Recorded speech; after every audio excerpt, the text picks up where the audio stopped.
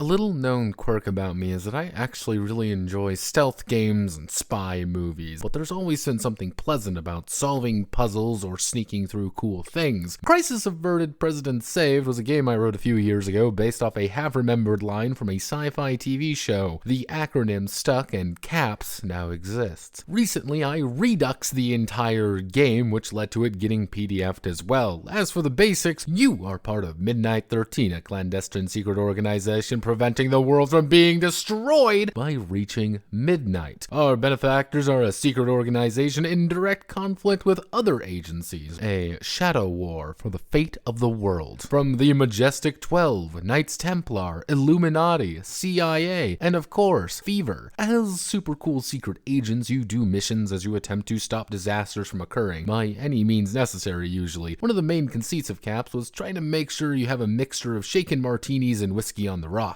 Effectively, we can be Austin Powers or the Bourne Identity in terms of how hard things are. Playing a martini game is effectively trying to stop Dr. Apocalypse from destroying New York City, while whiskey games have you beat a journalist to death because he's too close to finding the truth about a nuclear arms deal. Both are spy stories, but the context and reasons behind doing it are pretty different, with appropriate gadgets as well, but let's get back on track. At its core, you're going to take your analytic die, skill die, and modifier die, and oppose another individual or difficulty value. If any of your die are higher than the target's die, then you're successful. If not, get fucked. Most of the game is about getting bonus die to your pool or to circumvent problems or bypass threats. Whether this is through using superiority or using gadgets is up to the agent. Agents are, of course, form the beating heart of the game, with each one having a specialty: commandos, operatives, intels, and finally Joes. These grant you starting perks, skills, and a D12 in one of your 4 analytics: combat, edge, espionage, and technical. Each of these analytics has skills, allowing you to increase them up to the analytic die. So if we have a D12 technical, we can have a D12 technology. D10 combat, only D10 physicality. But I deliberately kept things pretty tight with the budget, with only 13 ranks to distribute among every skill. Working together goes really far in a game like this, and you're going to need your entire team. But the main game is really broken down into escalation and ticks. Escalation is a broad way to handle stealth in a variety of other situations. Rather than 5-foot squares and stealth checks, you're instead going to try to keep escalation of the situation from increasing and clipboard your way through problems. Doing suspicious things builds escalation, with it being impossible to lower it once it hits a different threshold. Though you may be forced to, which is going to leave behind evidence, which is also going to increase escalation. This factors into zones, with each of the broad areas of the locale being broken from level 0 to level 5 zones. You're not supposed to be in the kitchen of a restaurant, but no one's going to shoot you if you are. But if you're in the bank vault holding a bag of money, that's a little bit more tricky. Now, looking right is also important. Disguises, information, credentials, or specialty perks allow you to work your way through situations and missions pretty safely. Trying to navigate around a laser trip mine hellscape or that fucking turnstile with Bob the Donut Patrolman staring at you is a completely different matter. Ticks are the actual moment-to-moment of the game, with everything counting down in a series of ticks and talks of actions. None of this is more evident than in combat. Every tick is measured as 1 second, forcing the agents to think ahead of where they are and what they want to do. Each round is 12 ticks, forcing them to react accordingly as they lock in actions. Punching someone is 2 ticks, while pulling the trigger on a handgun may only be 1 tick. But if you spend 2 of those pulling the gun out, you're going to get punched in the face before you can even fire. The main goal of tick combat is to the frantic series of exchanges, forcing the agent to avoid getting shot or get the drop on early. Generally speaking, if you do interrupt someone, you get a bonus. You always want to find a way to get around the problem more than actually succumb to it. Now, this also factors into position, which forces you to make a choice of either going to cover, surging ahead, while removing a strict combat mat for a pretty abstracted way of doing things. And gadgets, of course, they give you a bonus die and actually only have a set number of uses. Whether your gadget is a beanbag round or laser watch is up to your drink of choice though. Was CAPS a success?